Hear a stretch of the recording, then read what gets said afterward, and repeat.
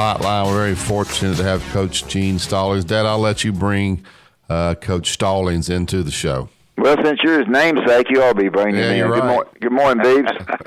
I was going to wonder if y'all were going to mention that he's named after me. Sure, certainly was. One, too.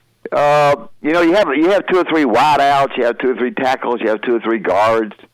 Tallulah left, one of the quarterbacks. Can you have too many quarterbacks that are really, really good? I don't mean you have too many, and you're fixing to say to me, Wimp, you can't have enough, maybe, but it's more difficult at that skill position to get things right with your team or concerned about this guy. Is that hard? Well, the majority of the time in high school, your best athlete plays quarterback. And if he can't play quarterback, he can play some other position. So I was never hesitant to recruit a guy that played quarterback in high school. Even though he wasn't the best quarterback, he would be probably better than some defensive backs or some other position that you're trying to recruit. Well, they had 4 here they considered, Tyson Kidd and Talia and the kid that got out of California and the kid that played last year that's a very good player. And it looked like it was going to be a Duke's mixture to who was going to be. I think the last year's starter was going to probably start, but it looked like somebody was going to get left out. And to me, it just seemed like from a coaching standpoint for me, I had 4 forwards rather than 2. I was a little bit I like to have 3 forwards, not 4, because I always felt like I had mental problems with my team. I don't know. That's right. I've never been affiliated with a team that had too many good quarterbacks. I figured you were going to say that. I figured you were going to say it, Barry. So if you're not going to turn down a good quarterback just because you have one, some may have them to 1, some may have them 2, some may have them to 3. Yeah. But you need some. You're not going to have a good football team if you don't have a good quarterback. Yeah, Barry. Coach, tell us about handling the Alabama jobs, like Kentucky basketball. I think John Calipari is a guy that can handle the job because all the things that go around it. Alabama's a different type of job. You handled it very, very well, but you got a lot that goes into it. Just talk about handling a job of this magnitude. Well, first of all, if you're at Alabama, you've got to have an appreciation. You've got to love Alabama. I think that's awfully important. Now, I don't think Nick Saban had a feel for Alabama, but he had a feel for running the football team. So he's the exception.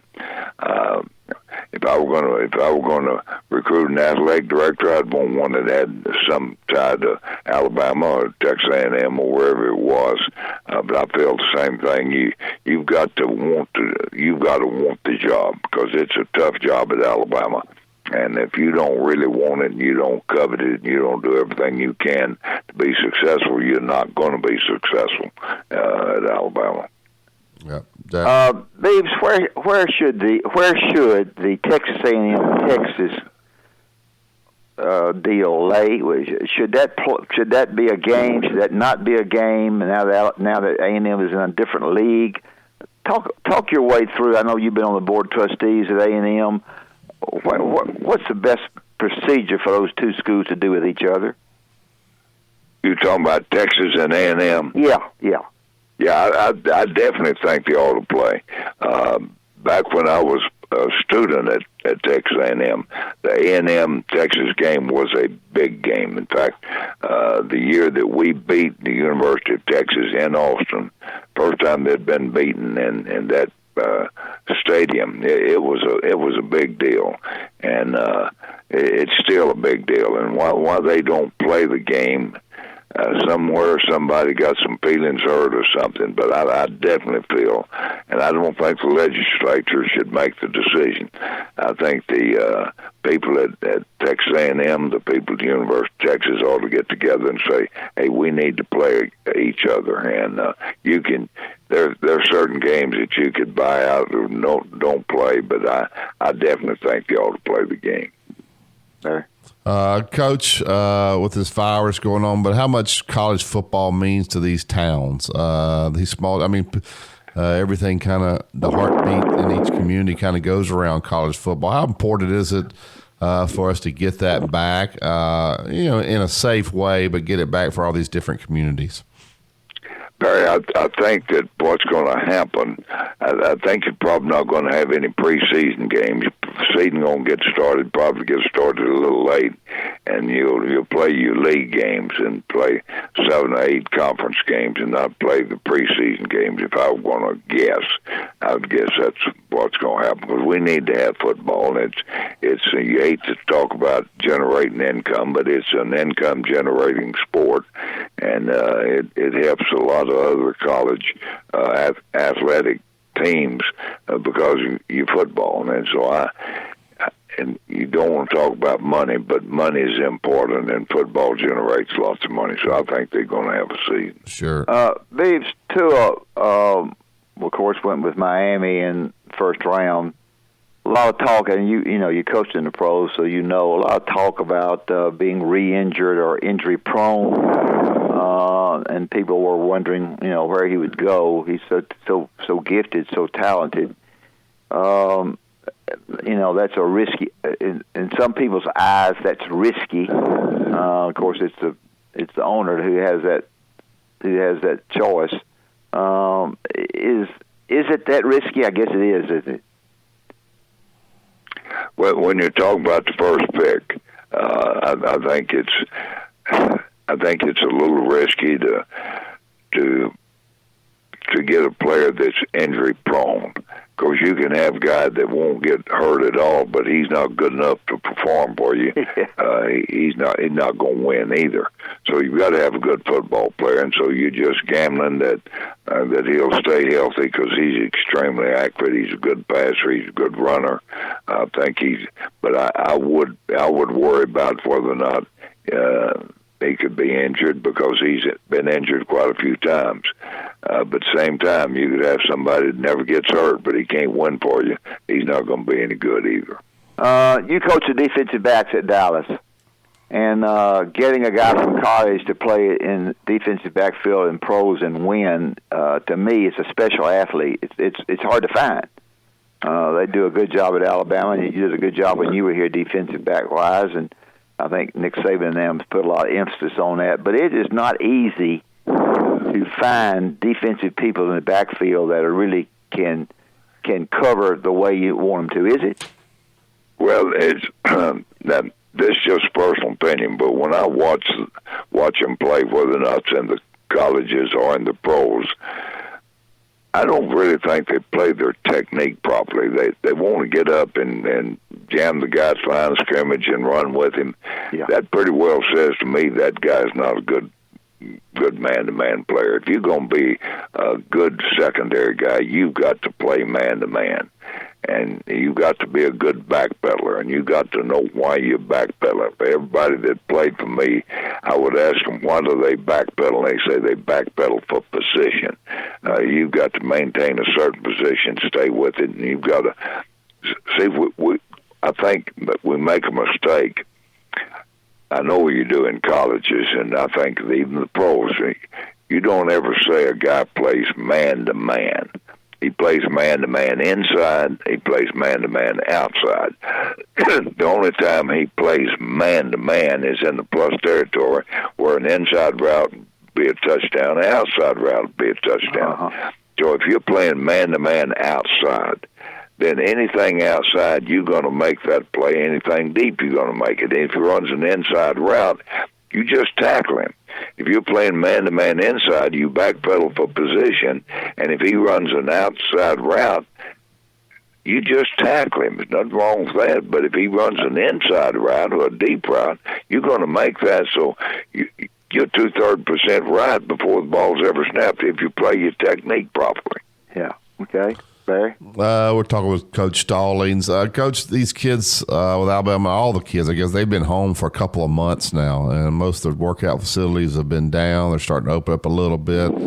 How long would you need these players back on campus in order to where it's safe for these guys to have a football season? How much time do these guys need to get their team ready to go? I think a month's plenty of time. I've read where some people say that a month's not enough, but if they report in shape, now that's the key. If a guy knows that he's going to start off making contact and pretty early and have a good, he's got to be in shape. And so the coach that puts an emphasis on his players to report in shape, I think is going to be a little bit ahead of the others because you can't start till school starts, and a month is plenty of time to get a team ready, in my opinion. Sure. Tell us about your hospital and what the great work that you've done overseas. Tell our listeners what you're doing, what you've done. Well, I've got a daughter that lives in the country of Haiti, and you can't imagine, your wildest imagination, you can't imagine how poor the people are in the country of Haiti. I mean, they have absolutely nothing. I've been there. Yeah. And my daughter and her husband moved to Haiti to basically feed the poor and give them medical attention, and they've got a school right now with 6 grades in it, and one of the things at that particular school, they've got to learn English, because if you can speak English, it's a way for them to get out of the country. As long as they're in the country, they're going to be struggling. Yeah. But the school is doing extremely well, and they feed thousands of children every day, and they're still doing that, even though the schools is sometimes there's lots of politics in Sure. Haiti, and that's part of the problem. Wow, Barry. Coach, do you like the direction of college football now? It seems like it's different. So many plays spread out, throwing the ball all over the field. A lot different than how you coached when you were here at Alabama, how your teams played. Do you like the direction, or do you think is there too many plays, I guess, in a college football game now? I think the game is probably as good or better than it's ever been. Good. So a lot of people are enjoying the game, a lot of close games. When I was coaching, I did not like to play against somebody that you were supposed to win by 30 or 40 points. I love getting ready for Tennessee or Auburn or those kinds. But everybody now plays some of those piddling games because you got to win 6 in order to be bowl eligible, and I prefer playing good opponents every time you play. Sure. Are you going to be able to get back to the game? I don't really know. I'd love to go to a game. In fact, I was going to coach one more game at A&M. I was looking forward to it, really. Is at the spring game, at the half of the spring game, we were going to have sort of an alumni game, be a touch game for about 10 minutes. And so I was telling the people that were organized it, I said, now I want some of my guys that played for me to play in this particular game. And we got thinking, Lord, they're all 70 years old. Older than that. I don't know whether that's a good idea or not, but anyway, because of the virus, they canceled the game. They could touch him. I ain't guarantee they couldn't tackle him. They might could touch him. It would be a touch game. Well, tell Ruth Ann we appreciate you, and I appreciate. I know you don't text, so I'll thank you now for being on. Wimp, it's always a pleasure. No, he doesn't text. You don't text? No, he doesn't text. No, he doesn't mess with it. Coach, have you ever sent a text, Coach Stallings? No. No, I do not know how to text. I don't know how to get a text. I can make a call and get a call. I've got a flip phone, and so that's the extent of mine. Yeah. I do not know how to text. I appreciate it. I'm sorry we didn't have the Jimmy Rain thing. I know it'd been a lot of fun roasting Vince Dooley. I'll talk to you later. Thank you. Good talk to you, Wimp. Thank you. Barry, y'all be careful. Thanks.